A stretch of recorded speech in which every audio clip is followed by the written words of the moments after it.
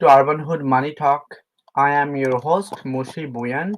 I will be sharing few ideas for to those who is actively investing or trading in the stock market. Before we proceed, I would like you to introduce yourself, on the chat. Just say hi, hello, wherever you are joining us from. Just state your city, country, you know, uh, and state if you prefer to share that. And if you have any questions regarding trading or investing in stock market, please post it. I'll be happy to respond that. Okay. Next, well, when it comes to investing, a lot of people kept saying, "So why don't we just learn money or we work for money?" But if you look at the people, richest people in the world, they are not working for money. They are not trading their time with the money. What they do, they are investing their money and their money work for them. If you have read the book, this like the Rich Dad Poor Dad or that book or any other financial book, you will see that uh, there it mentioned the poor and the middle class work for money.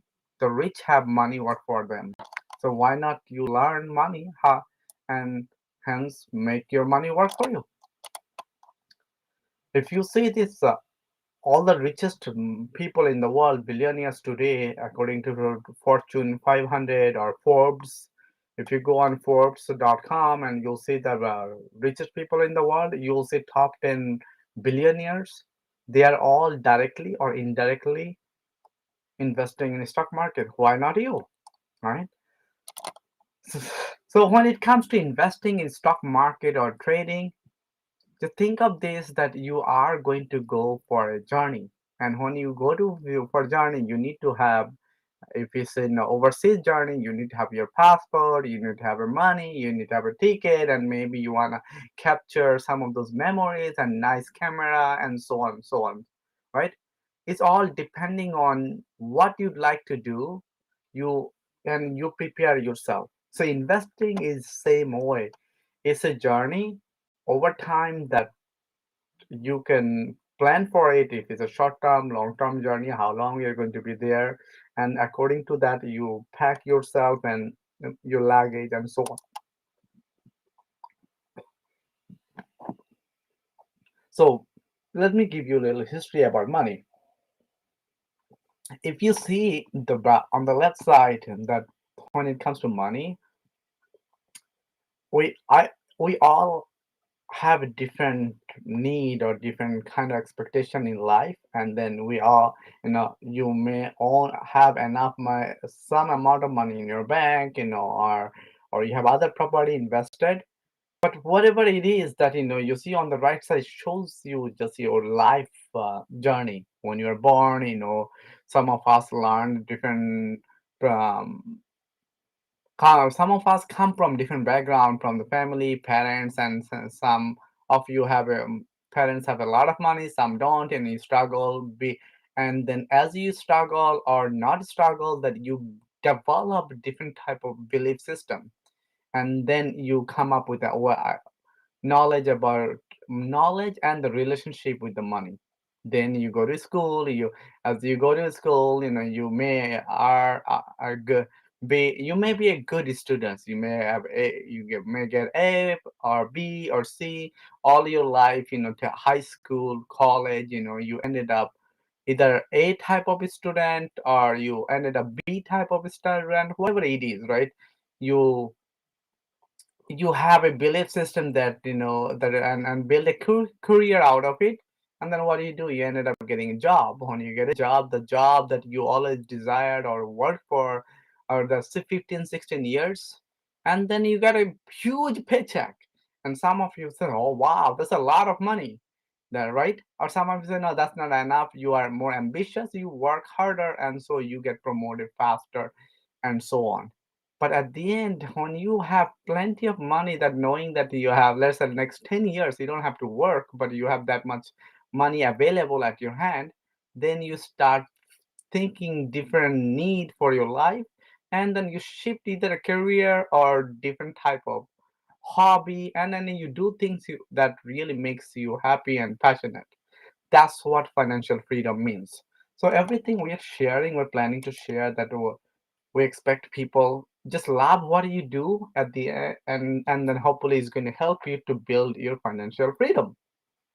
So if you look at the stock market, the last year 2021, that S&P 500 had 27% growth last year. So 2021 is great for S&P. And same thing with Dow Jones. If you look at Dow Jones, Dow had 19% growth, Nasdaq 21. This is all great. This double digit growth in pretty much most of the stock index that you're looking at. Right? I am Mushibuyan, your host, as I mentioned earlier. I will be your host for next few minutes or throughout these sessions. If you have not visited our website, urbanfoodalliance.org, we are a food bank located in central New Jersey. Please go visit, and anything we're sharing and then it intrigue you, would like to know more about it, we have all the information on the website. And urbanfood.org is one of the educational program offered by Urban Food Alliance. And with Urban Hood, you'll be able to find a lot of programs that is related to investment, personal development, careers on our website. So everything I'm sharing, educational purpose only. This is not an on financial advice. This is not a financial advice. It is mainly your educational purpose only. So, and hopefully we'll give you some ideas for 22, and then if you are planning to trade tomorrow or this week, you will have some ideas. So here, look at this emerging market for last year. This is a heat map. Is showing you that in Canada, you see the Canada, Colombia, Ireland, UK. On the right side, Japan, China, and Australia, different countries. But there are so many other stock, but you might want to look at the company, business, and then you get an idea. Let's see on the right side, obviously, all those red means, this stock didn't have any growth last year. It means it went down. Look at Baba. It's Alibaba. This is Alibaba is almost think of it like Amazon of America. This is a huge business worldwide, right? But look at it last year, they had 50% growth. I'm sorry, not 50%, they had loss. And then, PDD, JD, and then Neo, Baidu. And Baidu is like, Yahoo of America, right? So, but look at this business, they are all red. Why is that? There are so many things going on in China. China is the second biggest economy in the world. But because of the political tension between China and USA, and their regulation is cracking down the business, some of those capitalism business they were following according to Western industry. So the whole country is reconsidering how their regulation and considering how their tech is taking over some of those value that they didn't do not believe. Hence, a lot of investors lost their faith in some of those companies. Does that mean it can go down more or it can go higher? It all depends. No one knows, but it can go down more with the turbulence and struggle they're going through. But if you are an investor over long term, you will see some of those businesses going to do well. So my opinion is my opinion only. I do believe that long term that business like Neo, Baidu, Baba, PDD, they will turn around, and hopefully if you are hang on to it long enough, you might get rewarded very well. Okay, here what you are looking at, SPY, the year over year, as I said earlier, 27% growth. So when you look at it, 27% SPY growth, that's like huge, right? But some of the business, if you look at it in where we mentioned here, entertainment, in entertainment, Disney, whole year Disney went 14, almost like 15% down. What really happened? We know that in okay, no, we have more shutdown, more there are some struggle Disney happened with their leadership, business model change, but really is if you really look into the business Disney technical and fundamental, when I say technical mean charts for short term, you will see that yeah, it's short term it looks bearish, but if you look at the fundamental and the value they bring in it, for long term, this is a very good solid business. Disney, I do believe that Disney is going to turn around, and hence I don't think that you should be too scared of putting business. Because we are investing in business like Disney, in telecom services, you see the Verizon, T-Mobile, and AT&T. These are solid business, but they didn't have much growth, or it remained pretty much no growth at all last year. So this year, let's say, on if something on his stock goes down, what do you think? You think these are going to go even down more, or the business where you see 65% growth and 51% growth, Nvidia 125% growth, some of these business is going to pull back, and when it gets pulled back, their stock might go down. Some of those who struggled last year, you'll see slowly some of this business is going to come back up. So so it all depends on 2022, which business you feel confident and you want to learn more about it and invest in those business where it's not only has a fundamental strong, technically strong, and it have a solid leadership and the product or services in the forecast that will bring pretty much profit for you in your portfolio. So I would look into those business.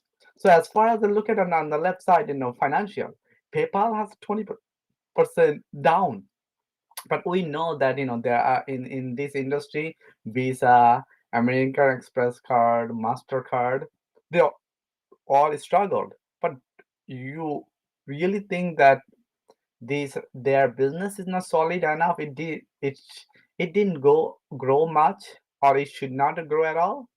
I do think some of this business might turn around, and slowly they will re-energize or come up with a new way, new market, that this come 2022, some of this business will do well. All right. So I am looking into, when I say I am looking into, if I were you, I would consider some of these business, in financials where you feel comfortable. On entertainment side and telecommunication services, Twitter is a solid business, but their stock didn't gain pretty much gain result. So that's something you can look for this coming year. Here is some of the economical factors that you can consider that this week, but I'm not going to go all details. You can read it. Fed is coming year is going to increase their on stop the tapering, and if you stop the tapering, they there will be that in inflation, or they will in the rate is going to be increase. So when rate is increasing, that what's going to happen? You think that a lot of people say, oh, inflation is right now close to 6%, and that they do, when people not knowing that they're saying, oh, it's Fed printed all those money. That's not true. You can see the Ray Dalio, CEO of Bridgewater, he mentioned several times in different sources that Fed is not responsible for this inflation. There are so many other variables, right? But as an investor, you need to be aware of some of these facts. And this coming week in Asia, they will have a new president coming in South Korea, and then Australia, Japan, and then of course in China they have a new the direction president Xi is took over next generation, means the next 10 years. So that's also something that we might see that his leadership team and with that some regulation how they do business in western world and also internally, the shutdown vaccine, a lot of challenge in Asia, especially in China, that we might see this coming 2022, and that comes with UK also virus response. Some of the countries shut down, and energy crisis they are continuously having that. They are looking into to produce more green energy so they can reduce the price of energy in Europe, UK, and Germany, France, Italy, some of those countries, and EU election. France and Italy are going to have a new presidents coming in, new election, or maybe how a new administration will find out. Germany has a new administration is inaugurated this month. So overall, in whole Europe, they are looking into see how they can rebound their economy. America, as I mentioned earlier, keep an eye on the Fed. What will Fed do? How many times they're going to be increasing the rate this coming year is going to make a huge difference. And fiscal policy by and the BBB, the Build Back Better plan. That's the one where the Democrats are coming up with $2 trillion, $2 trillion, another stimulus package. They're coming up with. If that happens, they're all that will make a huge difference in the market, and we'll see. And regulatory in Washington, they are coming up with a lot of antitrust regulation, cryptocurrency, that the regulation kind of was not released last year. They did mention they're going to do it. So this coming year, you might see that better regulation. Hopefully, cryptocurrency is going to slow down, and also we might see the viewpoint of digital currency. What will US government going to do about the digital currency, just like what China did, and in Europe also, that they are running a digital dollar and EU dollar, that in China, in Europe they are doing. So we'll find out what's the US stands for this coming year, and that will affect whole cryptocurrency. And buy now pay later, that we see a lot of retailers are offering. Amazon, many others are offering this plan. So there will be a better regulatory is coming to protect that consumers this coming year. So that will make a huge difference. So overall, this year will be exciting, and I do think that there will be turbulence, and as turbulence coming in, there are opportunities in areas like ESG, green energy, and in energy side, that some of the stocks or things you can look into cheap market, that you see SMS SMH is one of the ETF you can look into it, and also SOX, another ETF, if you are into looking into ETF. And in energy side, XLE is a ETF that you can see that it has a huge upside for this coming year. And crypto and many others, honestly, in the crypto, that we have seen that what happened in the crypto industries. uh, but crypto is consolidating. Hopefully, this coming week or coming months, it might bounce back. But the key price for crypto Bitcoin is 45,000. Bitcoin has to be stay above 45,000 in order for it to go upside. Else, if goes down from 45,000 to below 39, it might have more rough time for short term. But long term, nobody knows what's gonna happen. But one thing is this coming year is going to be exciting here, because there are so many good things in Bitcoin this coming year. Okay, and let's see what else I have. I think so far, and I did cover some of the thing I mentioned, market economy, and I covered some stocks and futures. And if you look at currently the stock market, future market, it does it look is green, and it is and so it and some of you may have seen that over weekend there was a lot of news about Tesla. Tesla had a huge number coming up. Those who have been following Tesla earlier and last few months, it had a rough time to go stay over 1100. But since Tesla came up awesome number for December delivery, we might see that slowly, so slowly Tesla might pick up the momentum on upside, right?